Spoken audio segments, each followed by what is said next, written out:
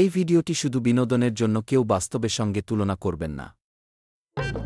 লুতু, আমাদের এই হাহা নিউজ চ্যানেলের রিপোর্টার অনেকদিন হয়নি, চলো দেখি একটু ওই দিকটা ঘুরে আসি।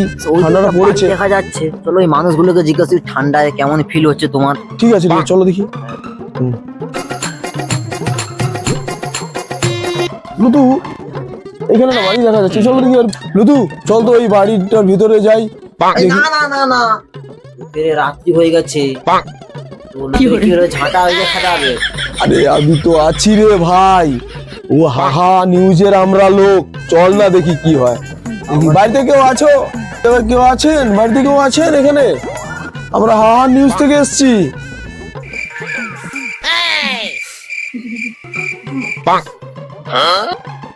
আপনার এই ঠান্ডার মধ্যে কেমন ফিল হচ্ছে?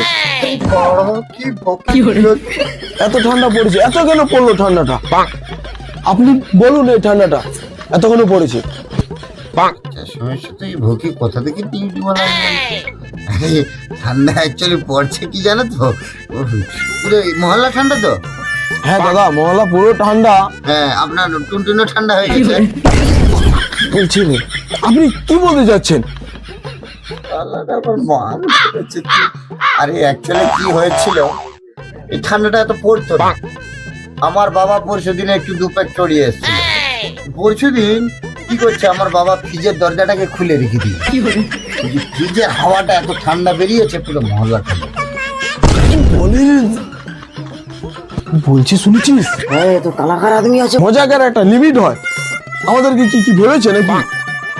নতু, আমাদের চ্যানেলটাকে মনে খবর ভেবেছে না। একদম দেখবেন, আপনার এই ভিডিওটা আমরা ভাইরাল করে দেবো। শুন ভকি, তোরা ভাইরাল কর আর ফাইরাল কর, আমার এই ঠান্ডায় টুনটুনি অব্দি মেকে চল যা রে। তোদের কি মনে হয় মোর বাপের এখানে বরফ ফ্যাক্টরি আছে? আমি প্রতিটা মহল্লার টার্নিং এর মোড়ে মোড়ে 3টা করে বরফের চান রেখাচ্ছি। শালা ভকিরা ঠান্ডা বাবা, চল চল চল রে চল। নতু, আপনা পান বাচ্চা। নতু,